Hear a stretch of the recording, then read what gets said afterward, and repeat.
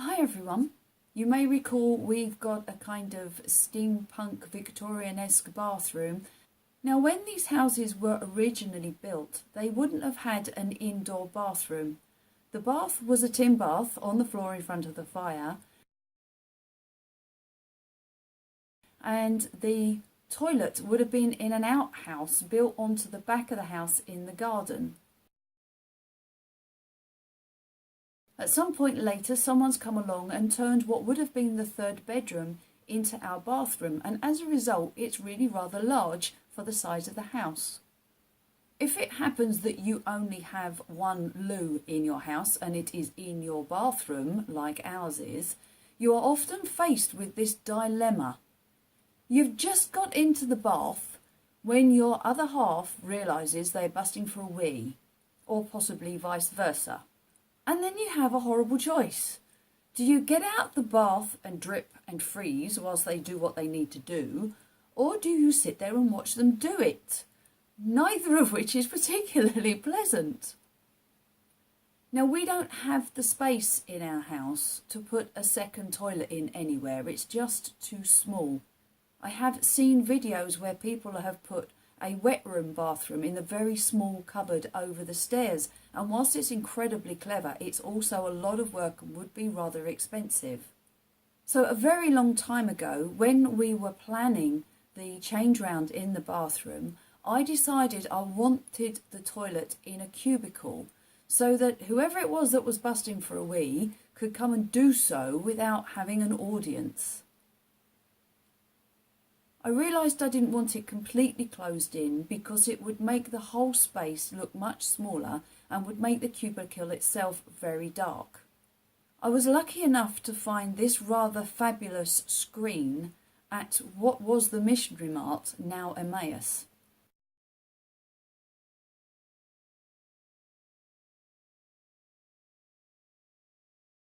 Once upon a time there would have been fabric in the bottom panels, and I decided that I was going to replace that fabric with wood. Of course, the first thing I had to do was take it all to pieces and remove all of the hardware.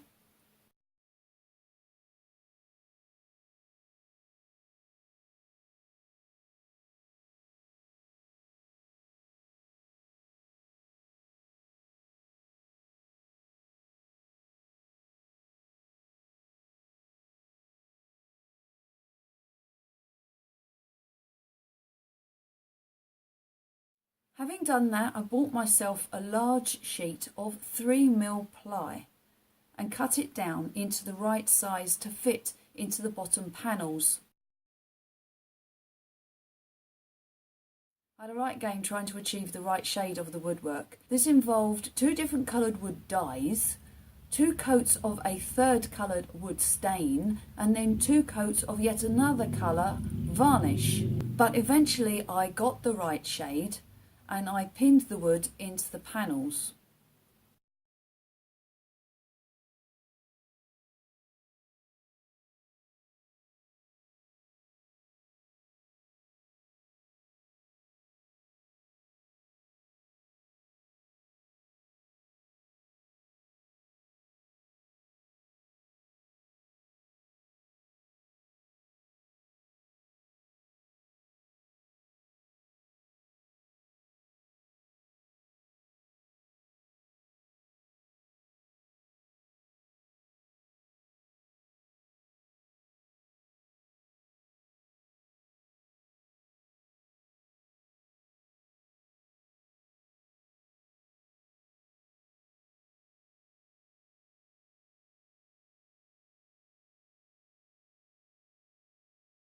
Then it was just a question of attaching these to the bathroom wall using L-shaped brackets.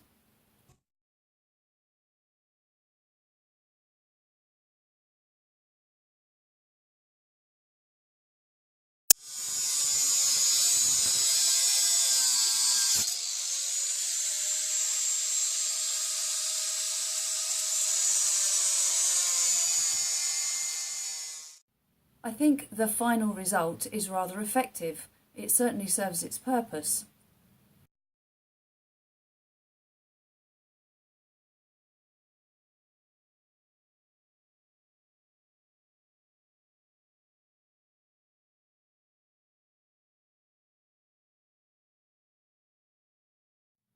That left me with one panel spare.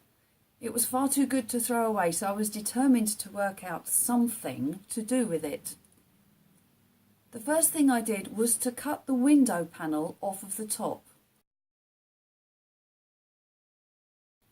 I found some wood to enclose the bottom panel, filled that with plywood, and I now use that as a notice board at camp to put all the information about my medieval cosmetics on.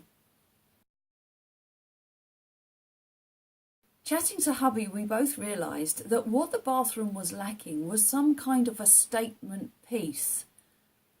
You may recall from a few videos ago that I told you we were having a bit of a clear out.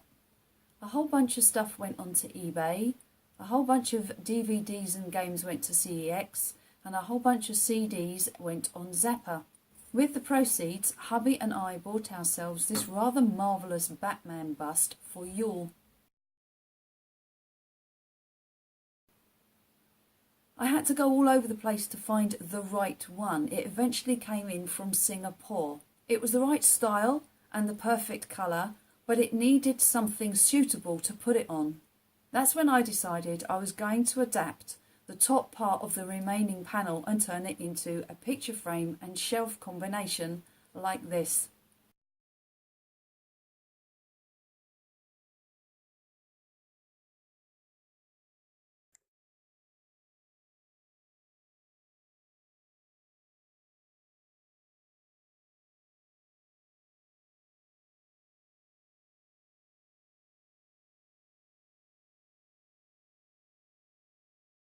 It's now got pride of place above the door in our bathroom, and we think it's a perfect finishing touch.